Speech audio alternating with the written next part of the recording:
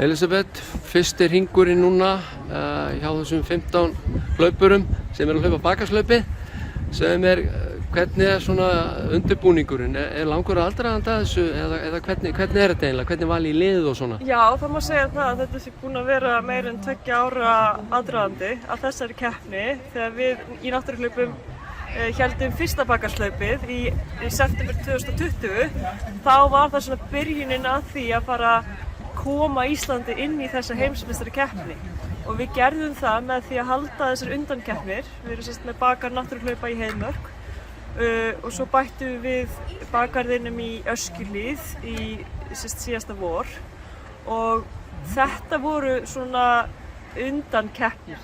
Þannig að efstu 6 úr þessum 2 hlaupum, 21 og 22, þau fóru beint inn í landslið.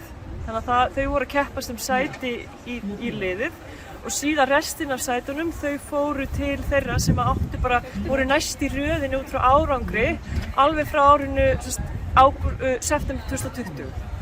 Já. Þannig að fólk búið að leggja ýmislegt á sig til þess að komast í liðið. Já. Ég búinn að tala hérna við nokkra og það margir sem hafa sett svolítið fókusinn á þetta og ætla sér virkilega að standa sig.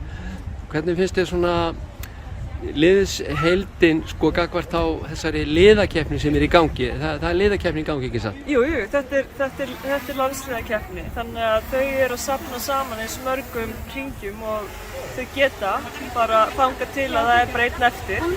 Þannig að hver hringur skiptir máli, þannig að það skiptir máli að þau séu öll sem lengst og ef við getum ýtt öllum sem lengst að þá erum við að fara að enda, held ég, mjög óvarlega í landsliðakeppninni.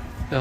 En þetta líka Íslandsmeistaramót, þannig að það verður krýndur sigurvegari og þegar það er bara einn eftir þá lýkur keppninni hér, þannig að þá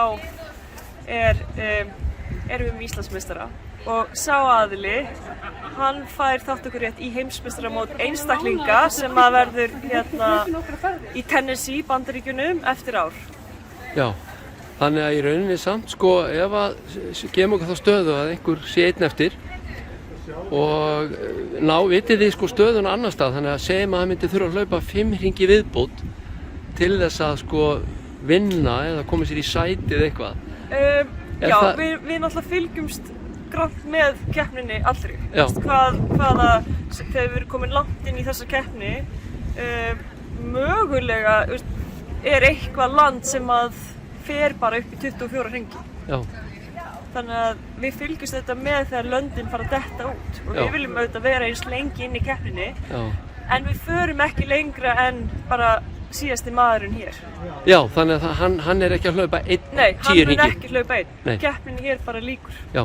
Þannig að þá er Ísland dottið út. Allavega, en svo getum við auðvitað rankað ofarlega ef að það eru öll sem fara svona svipa langt eða ná að fara frekar langt. Já, þannig að reglukeppnin að segja það sem sagt að þegar einn er eftir, þá í rauninni er búið. Þá er búið hérna á Íslandi og við erum með sigurvegara hér. Já. Þetta er svolítið framkvæmt hérna hjá okkur. Þeir eru með beinar útsendingar og fleira. Það lítur að vera svona heilmikil, operation að einhvern veginn að fá þetta allt til að ganga upp. Jú, þetta er þetta alveg nokkra mánaða verkefni að setja svona saman og með þetta góðri aðstoð margra styrktaraðila sem styðja við bakið á okkur, þannig að þetta sé framkvæmanlegt og svo var Vísir, hafði mjög mikinn áhuga að fjalla keppnina og gera það alveg frá upphafi til enda, þannig að og við bara fögnum því að það sé svona mikill áhugi á ofurhlaupurum á Íslandi. En eigum við ekki að hvetja íslenska hlaupara til að koma hérna við og kíkja og hvetja hérna því að nú vitum við að hér vera hlaupara að hlaupa, næstu 2 til 3 sólarhringa. Engin spurning, það má hvetja, það má koma og hvetja, það má bara ekki hlaupa með þeim. Nei. Ef einhver hlaupur með þeim þá getur keppandinn verið dæmdur úr leik og við viljum ekki þurfa að dæma einhverja úr leik út af einhverjum mistökum. Þannig að koma og hvetja. Hér á marksvæðinu þurfum við samt að hafa smá kontról. Já. Þau þurfa að fá sitt næði, þau þurfa að hafa sitt pláss til þess að geta gert það sem þau þurfa að gera í pásunni og þau verða að vera komin í rashólfið á slaginu. Ef þau eru ekki komin inn í rashólfið á slaginu, þá halda þau ekki áfram. Herru, við vonum bara að þetta gangi vel og takk fyrir spjallið. Takk.